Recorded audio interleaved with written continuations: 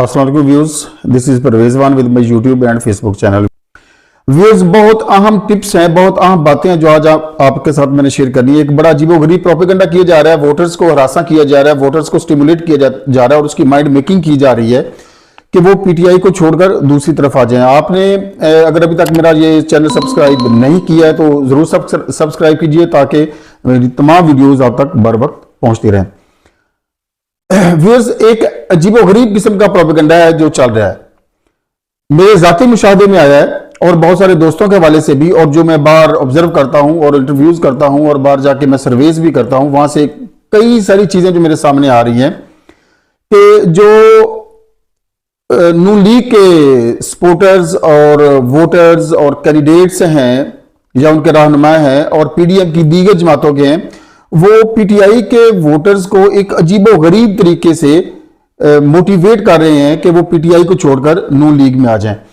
एक छोटी सी मिसाल मैं कोट करना चाहूंगा। भैंस को अगर अपनी ताकत का अंदाजा हो जाए कि वो कितनी ताकतवर है, वो कितनी मजबूत है जिस्मानी तौर पर, ज़हनी तौर पर नहीं, जिस्मानी तौर पर वो कितनी ताकतवर है, तो कभी भी किसान के और इंसान के हाथ में वो ना आए और इसके काबू में ना आए। तरह से अगर हाथी को अपनी ताकत का अंदाजा हो कि वो कितना मजबूत और कितना ताकतवर जानवर है, तो कभी भी वो इंसान को अपनी सवारी ना करने दे। जस्ट लाइक दिस, अगर घोड़े को अपनी ताकत का पता हो कि वो जिस्मानी तौर पर कितना ताकतवर है, तो इंसान के सामने वो पैरों में घुंघरू बांधकर ढोल की थाप पर रक्स गुनाह ना हो। ये सिर्फ अकल है, ये सिर्फ सोच है जो सबसे ज्यादा ताकतवर है। ये शऊर है जो इंसान को बलोगत देता है, इंसान को ताकतवर बनाता है और इंसान को अशरफुल मखलूकात बनाता है और सारी कायनात पर हावी कर देता है। ये मिसाल कोट करने का मकसद मेरा सिर्फ और सिर्फ यही है कि हमें जो कहा जा रहा है कि आपका एक वोट है, आप आ जाए पीडीएम की जमात, किसी भी जमात की तरफ, बिलखसूस नून लीग की तरफ या पीपल्स पार्टी की तरफ, अपना वोट जाया ना करें। इमरान खान की जमात को इलेक्शन से बाहर कर दिया गया है। इमरान खान अब इलेक्शन में नहीं है, उसका फ्यूचर नहीं है, पीटीआई का फ्यूचर नहीं है। ये गलत और झूठा एक प्रोपेगेंडा है जो फैलाया जा रहा है। और हमारे थोड़े सादा लोग जो वोटर्स हैं पीटीआई के, वो उनके जानसे में शायद किसी कदर आ भी जाएं, लेकिन मैं इस प्लेटफॉर्म से आपको एक मैसेज देना चाहता हूं कि इमरान खान वो शख्स है जिसने सारा कुछ कुर्बान अपनी खातर नहीं किया है। इक्तदार की खातर अगर वो कुर्बान करता तो वफाक से वो इस्तीफे ना देता, केपीके की गवर्नमेंट को वो ना छोड़ता, पंजाब की गवर्नमेंट को वो ना छोड़ता और बाजवा साहब की तरफ से की गई ऑफर्स को वो ना ठुकराता, जिसमें उससे कहा गया था कि आप केपीके भी ले लें, पंजाब भी ले लें, और बाद में बाजवा साहब ने उसको 2/3 मेजॉरिटी का भी वादा किया। अगर वो उसको इक्तदार की हवस होती तो वो ये ऑफर्स कभी भी ना ठुकराता। व्यूअर्स, अगर उसको पैसे की लालच होती तो जब उसको उस जमामा खान को तलाक हुई और तो उसने तलाक का दावा किया ब्रिटिश कोर्ट में, बरतानिया में, तो फाइनल डिसीजन के वक्त जज साहब ने, अदालत के जज साहब ने जब इमरान खान साहब को बताया कि आप जमामा खान की निसफ जायदाद के हकदार हैं, तो इमरान खान ने उठकर जवाब दिया कि मैं इसकी जायदाद में से 1 रुपया भी नहीं लूंगा, मैं कुछ भी लिए बगैर इसको, जो आपका अदालत का फैसला मैं उसको कबूल करूंगा, लेकिन इसकी जायदाद में से मैं कोई हिस्सा नहीं लूंगा। तो जज साहब ने खड़े होकर सल्यूट किया और अप्रिशिएट किए इमरान खान के वर्ड्स को। अगर वो जायदाद का भूखा होता तो जमामा खान की जायदाद का आप अंदाजा ही नहीं लगा सकते, उससे निसफ जायदाद ले लेता। अगर उसको पैसे का लालच होता तो वो 40 मिनट की कमेंट्री करोड़ों में करने वाला बंदा था, उसका एक एक लफ्ज करोड़ों में बिकता है। व्यूअर्स, अगर उसको पैसे का लालच होता तो उसकी साइन की हुई एक शर्ट लाखों करोड़ों में बिकती है, उसके बल्ले करोड़ों में नीलाम होते हैं। व्यूअर्स, ना उसको पैसे का लालच है, ना उसको इख्तियार का लालच है, ना उसको हुकूमत में आने का शौक है, ना उसको जेलों में जलील होने का शौक है। वो तो अपनी लाइफ को एंजॉय कर रहा था, लेकिन अल्लाह पाक ने उसको हमारे लिए एक ऐसा लीडर बनाकर, एक ऐसा रहनुमा बनाकर भेजा जो हमारी आने वाली नस्लों का अमीन है, जो हमारी आने वाली नस्लों के तहफ़्फ़ुज़ के लिए स्ट्रगल कर रहा है, फाइट कर रहा है। और इसी फाइट के नतीजे में पाकिस्तान को वो एक इंडिपेंडेंट, सही मानों में इंडिपेंडेंट और सॉवरेन कंट्री बनाना चाहता है।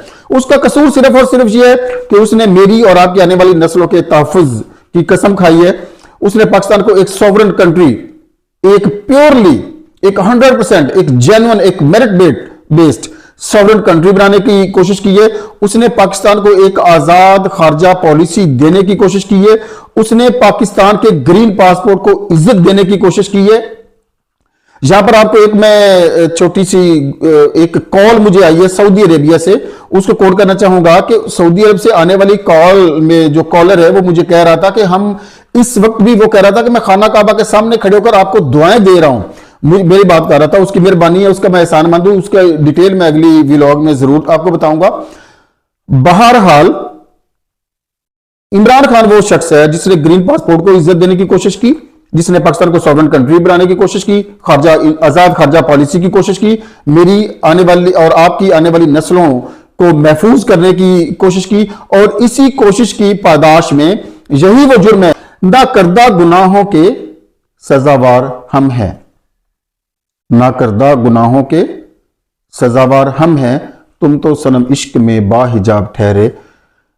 इमरान खान ने कोई जुर्म नहीं किया तो वो पाबंद सलासल है, जिन्होंने करोड़ों की अरबों की जायदादें बनाई, हमारे खजाने खाली कर दिए, हमें मकरूज कर दिया, हमें दुनिया में शर्मिंदा कर दिया, हमारी दुनिया में जग हसाई हुई, हमारी दुनिया में रुसवाई हुई, आज वो सर उठाकर चल रहे हैं। दस्तार हमारी पहन के वो सर उठाए फिरते हैं, हम ऐसे बादा नौशों के मैं कदे पड़े वीरान अभी। ये जो पीडीएम के रहनुमा करोड़ों की लस्सी पीने वाले हैं, इवन फील्ड व्यूअर्स कुछ भी नहीं है।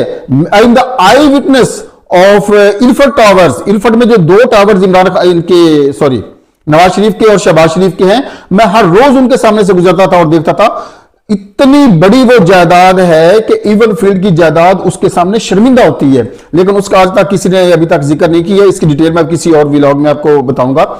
कहने का मतलब और मकसद ये है कि वो कैदी 804 जो इस वक्त जेल में पड़ा हुआ है, उसका कर्ज हमारे कंधों पर है। 8 फरवरी को हमने निकलना है, हमने इनके झांसे में नहीं आना है, आपने इनके झांसे में नहीं आना है, आपने अपने वोट की ताकत को पहचानना है। भैंस है, ऊंट है, हाथी है, वो ताकतवर तरीन जानवर हैं, लेकिन इंसान के सामने वो हीज है, इंसान के सामने वो कमजोर है, इंसान ने उनको काबू किया हुआ है। आपका एक वोट बहुत ज्यादा ताकतवर है, एक वोट नहीं, एक वोट मिलकर करोड़ों वोट बनाएगा। और आपने और मैंने अपने कंधों पर उस कैदी का जो कर्ज हमारे कंधों पर है उसको उतारना है। 8 फरवरी को हमने निकलना है। यहां पर एक बहुत अहम बात जो मैं मिस कर गया था वो आपके साथ शेयर करनी है। हमारा जो रूटीन में टर्न आउट रहता है वो 30 से 40% के दरमियान में होता है, जो पाकिस्तान के जनरल इलेक्शंस में टर्न आउट होता है। जो 5 करोड़ के करीब नया वोटर आ गया है मार्केट में और इलेक्शन कवरेज में, 5 करोड़ वोटर सारा बाहर निकले। मेरी अपील है आपसे, 5 करोड़ वोटर, नौजवान वोटर, यूथ वोटर्स। अभी पिछले दिनों मैं एक वीडियो देख रहा था इसकी नून लीग की एक कॉरन मीटिंग की, उसमें ऐलान किया जा रहा था कि आप अपने घरों में नजर रखें, आप अपने बच्चों पर नजर रखें, आप अपने नौजवानों पर नजर रखें कि वो डिट्रैक ना हो जाए, वो वोट ना खान को कर दें। तो इनका ये इतने ज्यादा सहमे हुए और इतने ज्यादा खौफजदा हैं। तो मेरा बात करने का मकसद व्यूअर्स ये है कि हमारे कंधों पर कर्ज है उस कैदी का जो जेल में पड़ा हुआ है, जो बेजुर्म खता जेल में पड़ा हुआ है, जो मेरे और आपके बच्चों के मुस्तकबिल की बात करने के जुर्म में उस पादाश में जेल में पड़ा हुआ है, जो पाकिस्तान को सॉवरेन कंट्री बनाने की पादाश में जेल में पड़ा हुआ है, जो पाकिस्तान की को इंडिपेंडेंट एक फॉरेन पॉलिसी देने की पादाश में जेल में पड़ा हुआ है, जो पाकिस्तान के ग्रीन पासपोर्ट को इज्जत और रिस्पेक्ट देने की पादाश में जेल में पड़ा हुआ है, उसका कर्ज हमारे कंधों पर है। और उसका कर्ज उतारने के लिए हमने 8 फरवरी को निकलना है और उसको कामयाब करवाने के लिए एक एक वोट हमने ढूंढ के लाना है और उसको कास्ट करवाना है। अब तक लिए इतना ही, इजाजत दीजिए, अल्लाह हाफिज।